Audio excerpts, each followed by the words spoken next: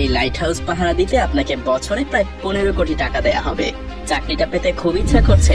আরো অফুরন্ত সুযোগ সুবিধা আছে, যেমন এখানে থাকবে না কোনো বস, আপনি সম্পূর্ণ একা। নিজের ইচ্ছা মতো ঘুমাতে পারবেন, মাছ ধরতে পারবেন, যা মন চায় তাই করতে পারবেন। আপনার কাজ থাকবে শুধুমাত্র দেখা যে এই লাইট হাউসের বাতিটা ঠিকঠাক ভাবে জ্বলছে কিনা, কখনো বন্ধ হয়ে গেলে আবার অন করে দিবেন। ব্যাস, এতটুকু।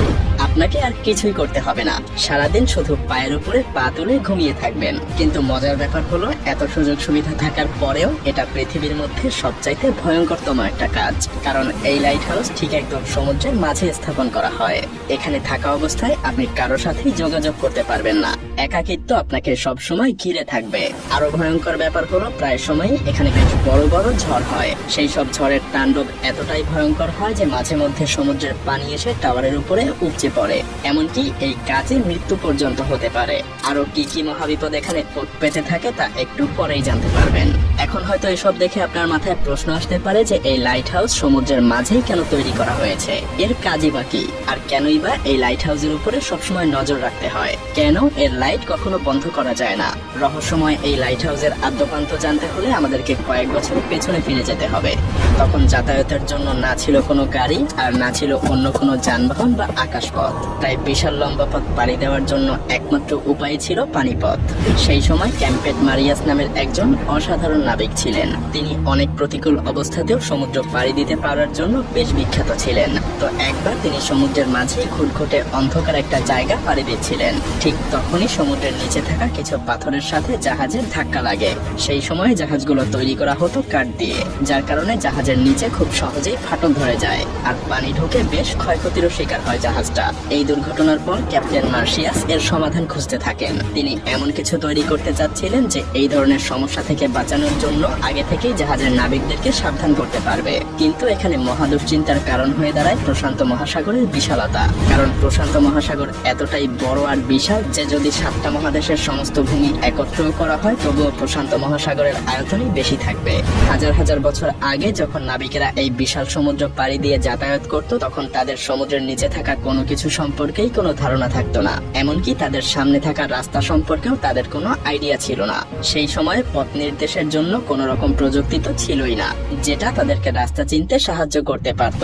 মূলত সেই সময় নাবিকদের সমুদ্র পাড়ি দেওয়ার জন্য সূর্যের দিকে কিংবা চাঁদ তারার উপরে নির্ভর করে চলতে হতো। আর এই দিক নির্দেশনার সমস্যার জন্য চলতি পথে বাড়তি আরো দু একটা উটকো ঝামেলা এসে জড়ো হতো, যেমনটা ক্যাপ্টেন এলিসের সাথে হয়েছিল।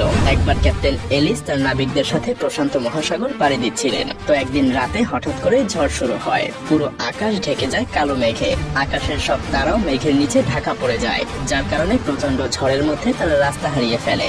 যখন সকাল হয় তারা দেখতে পায় বিশাল সমুদ্রের মাঝে তারা হারিয়ে গেছে। তাদের কাছে তখন খাওয়ার জন্য কিছুই ছিল না, না ছিল পানি, না ছিল কোনো খাবার। ক্ষুধা আর তৃষ্ণায় নাবিকদের অবস্থা বেশ খারাপ হয়ে যায়। তারা সমুদ্রের বিশাল পানির মধ্যে থেকেও পানির অভাবে তৃষ্ণায় কাতর হয়ে গিয়েছিল, এমনকি অনেক নাবিক মারাও গিয়েছিল।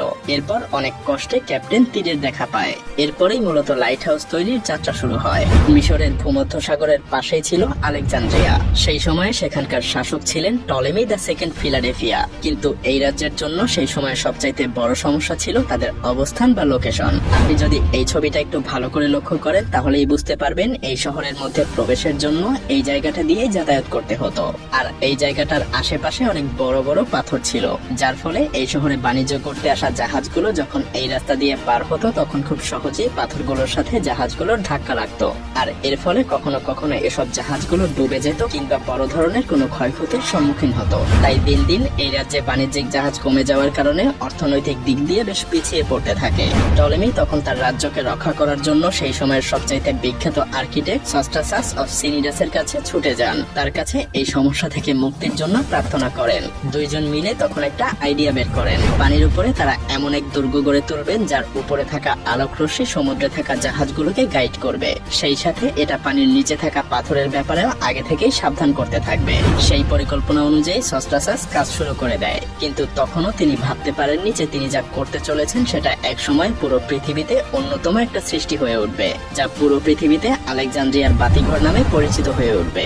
আলেকজান্দ্রিয়ার সেই বাতিঘরের উচ্চতা ছিল 384 ফুট। এটা পুরোটাই বানানো হয়েছিল সাদা মার্বেল পাথর দিয়ে। এই লাইট হাউসের মাথার উপরে সেই সময় প্রতিনিয়ত আগুন জ্বলতে থাকতো, যার জন্য সব সময় এখানে তেল আর কাঠের যোগান দিতে হতো। এমনকি এই বাতিঘরকে পরবর্তীতে পৃথিবীর সপ্তম আশ্চর্যের একটা হিসেবেও স্বীকৃতি দেয়া হয়। শুধুমাত্র এই উচ্চতার জন্যই এটা বিখ্যাত ছিল না, সেই সাথে ছিল এর অসাধারণ ডিজাইন। মূলত সস্ট্রাসাস সেই সময় আলোর রশ্মি বা তীব্রতা ছড়িয়ে দেওয়ার জন্য আয়না আর লেন্স দিয়ে একটা ডিজাইন তৈরি করে, যাতে করে এই বাতিঘরের আলো অনেক দূরে থাকা জাহাজের নাবিকদের পথ দেখাতে পারে। তো সেই সময়টাতে যখন এই বাতিঘর বা লাইট হাউসের নির্মাণের খবর ছড়িয়ে পড়ে, তখন নাবিকেরা যেন স্বস্তির নিঃশ্বাস ফেলে, কারণ এখন আর আলেকজান্দ্রিয়ায় আসার পথে তাদের আর পথ ভুল হবে না, পাথরের আঘাতে জাহাজও ভেঙে যাবে না। এভাবেই বাতিঘরের আইডিয়াটা পুরো পৃথিবী জুড়ে ছড়িয়ে পড়তে থাকে।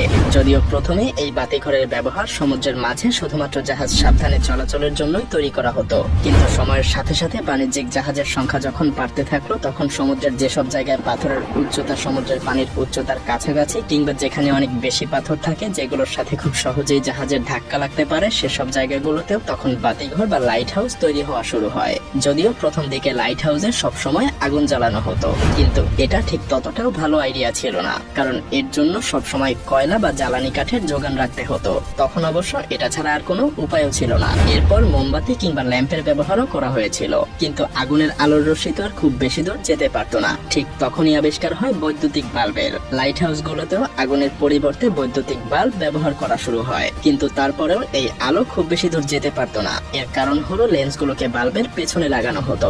তখন সেই সময়ের বিজ্ঞানীরা আবিষ্কার করেন যদি লেন্সকে সামনে বসানো হয় তাহলে আলো আরো বেশি দূর পর্যন্ত পৌঁছাতে পারবে। কিন্তু সেই লেন্সগুলোতেও বেশ সমস্যা ছিল, কারণ তখনকার লেন্সগুলো ছিল খুবই মোটা। আর ঠিক তখনই ফ্রান্সের একজন বিজ্ঞানী ফ্রেসনেল তার বিশেষ এক ধরনের লেন্স আবিষ্কার করেন। তার বানানো এই বিশেষ লেন্সের মধ্যে দিয়ে আসা সমস্ত আলো সরাসরি গিয়ে একটা পয়েন্টে মিলিত হতো, যার ফলে আলো খুব সহজেই নির্দিষ্ট একটা পয়েন্টে অনেক দূর পর্যন্ত পাঠানো যেত। বর্তমান সময়ে প্রায় সব লাইট হাউসেই ফ্রেসনেলের সেই লেন্স ব্যবহার করা হয়। লেন্সের এই আবিষ্কার লাইট হাউসকে এক নতুন রূপ দিয়েছিল, যে কারণে এখনো সমুদ্রের বুকে জাহাজগুলো নিরাপদে যাতায়াত করতে পারে।